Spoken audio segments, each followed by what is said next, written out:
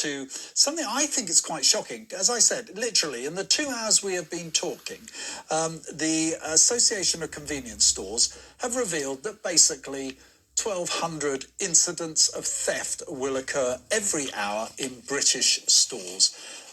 The fact that people are not surprised by that, as one of my first guests pointed out, it just tells you how shocking it has become. Let's have a look at this in more detail. What does this mean? I've got two guests ready to join me at the moment to discuss this. First of all, Neil Mackay. He's Managing Director of Mackays of Cambridge, which I'm pretty sure I used to walk past quite regularly many years ago when I was there. And I'm also pleased to welcome David McKelvey. He's CEO of TMI, which is a private company that investigates shop theft, and a former detective chief inspector in the Met Police. Neil, first of all, thank you very much for joining us. Now, is that Mackay's near the New Market Road? That's correct, yeah. We've been here since 1912. Yes, you have indeed, and I was there in 1978, 79 and 80, so now I know exactly what we are talking about. A long-established business in Cambridge, hardware essentially, I seem to remember in my day. It's probably all chain. Can you tell me, you've been really concerned about growing shop theft for the last 15 years, I think it is. But you're actually at the point now where you're thinking essentially of what items you keep in the store. How bad is it? Let us understand the challenge you're facing. Well, it's bad for us and it's bad for a lot of people all around the country. As the Association of Convenience Stores have pointed out, there's a very large number of people. There's a growing number of people, self-checkouts and things like that, which make it so much more simpler for people to thieve, in fact. But we have pretty much come to the end of our tether, and we are just going to put up a mugshot of our thieves where we've got absolute proof, and we have, of the latest incident, absolute proof where three people came into our store. Do tell us what's happened. Do tell us what's happened. You've just had an incident in the last few days? Armed with cable. They came in armed with cable cutters.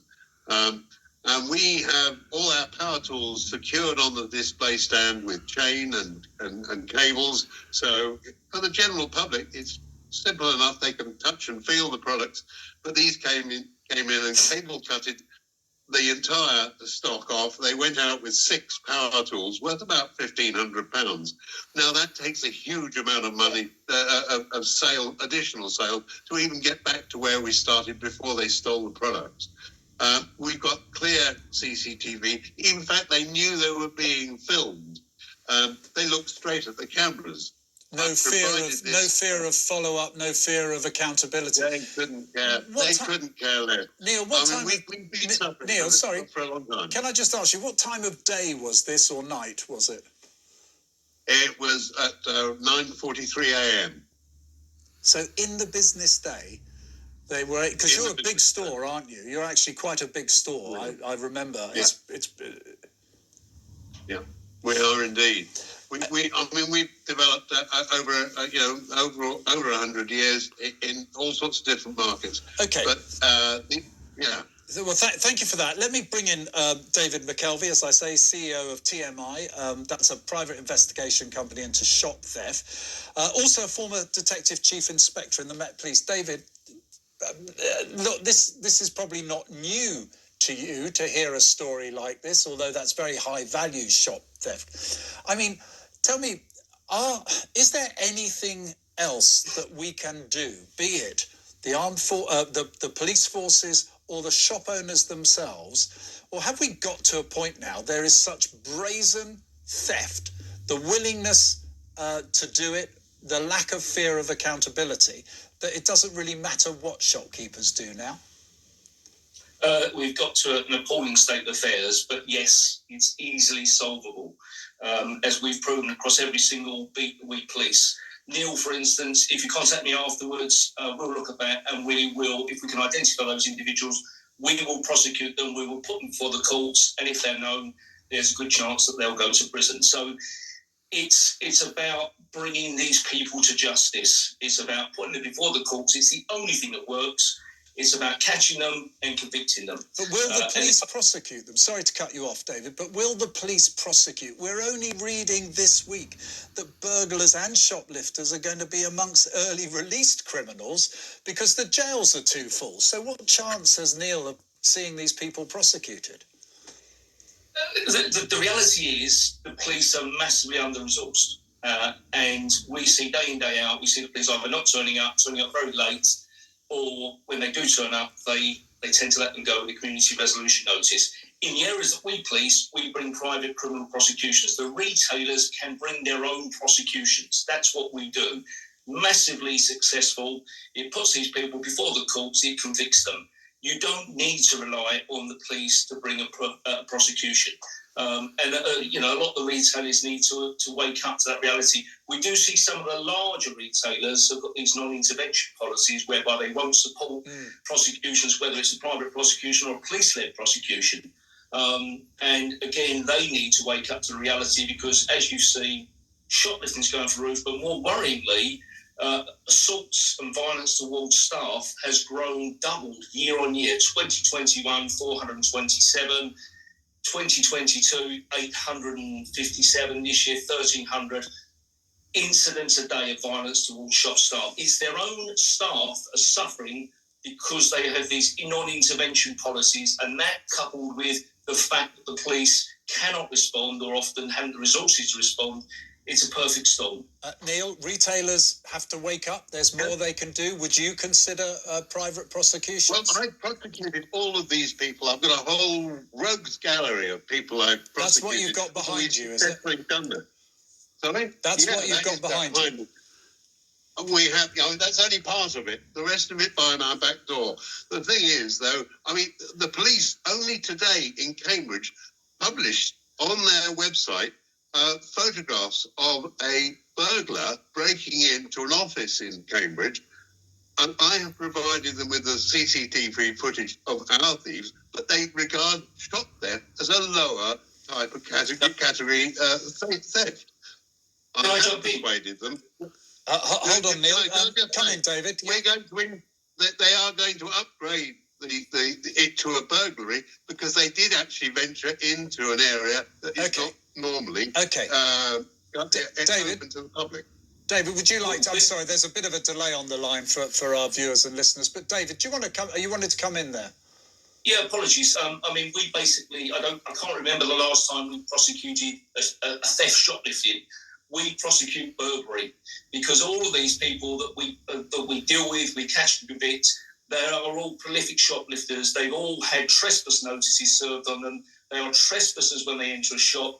They commit an offence, so we prosecute burglary. The advantage of that is that it gives the courts bigger sentencing powers. So effectively, instead of starting off with a fine, you're starting off with the potential of a prison sentence. So the police don't tend to prosecute burglary, but it is an offence of burglary if they have trespass when they steal. And that's what you need to do. You need to get away from this idea that it's just simple theft. It's burglary. These people are organised criminal gangs and they should be prosecuted for burglary. Now, David, whilst I've got you, I also want to ask you about what's been reported in Liverpool that's taking place.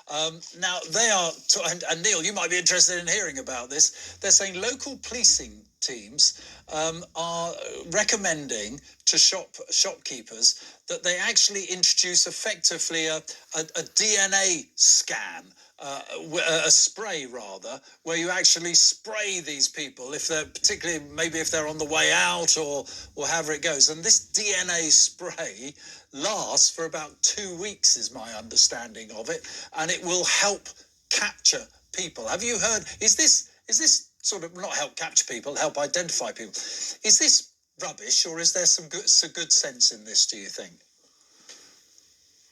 Well, from my point of view, we've got to actually catch them at the time. Most of the people we prosecuted have been caught after the event. So spray. We're not going to spray all our customers. So how do these guys are so brazen, they couldn't care less. And I don't think, as has been pointed out by your other guest, I don't think that the police have got the ability or the resources to actually handle it. So we're in an epidemic sort of situation, and we've got to. Gloves are off. I used to put lines over their faces. No longer. All right, David, just on the spray point, it's called a selector DNA intruder spray kit. So I'm not sure how selective it's going to be. What's your thoughts on that?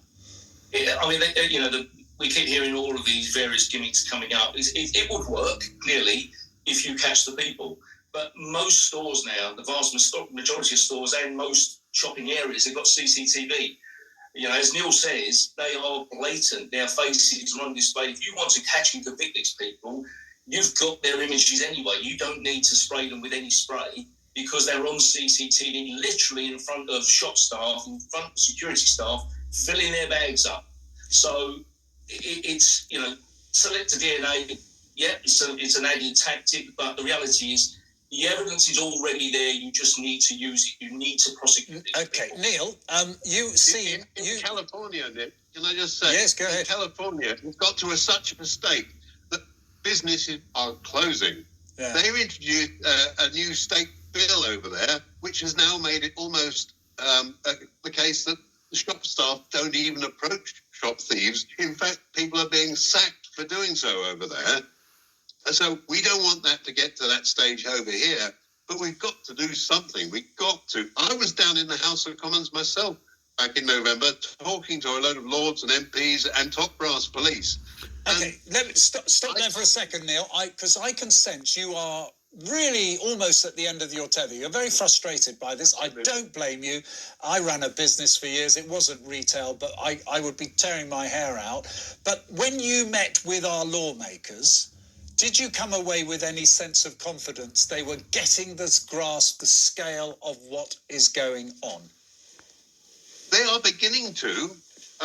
People like Ian Paisley, MP, the son of the firebrand, was there, and we all signed a pledge there during that meeting where they were going to pledge to support retailers as much as possible. Okay. But in reality, it's down to local police, and they are restricted. I speak regularly to the local police commissioner, Darryl Preston. Well, let me draw, if I may, your local police and crime commissioner. I totally understand his responsibilities on that. David, last word to you on this. What is the solution? Is it all about prosecution and making people understand they'll be held to account, or is it something else? No, it is prosecuting those prolific shoplifters. The other thing we do is we will always serve a trespass notice on every individual that's caught. It's about catching them. If you catch them, you can then... Sorry, you're shaking your head. No, don't worry about that. No, look, gentlemen, thank you very much indeed. Very passionate views. I think you're all in common cause there.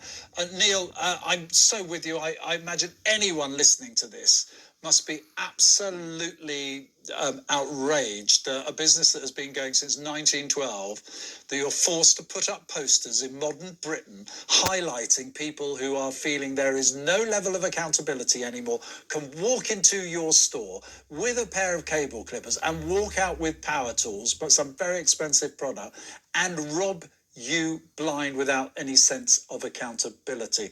That was Neil Mackay, Managing Director of Mackays of Cambridge, large hardware company there, and David McKelvey, who is the CEO of TMI, private company that investigates shop theft, and of course a former detective chief inspector on the Met Force. Do you share the outrage? 03444 499 1000.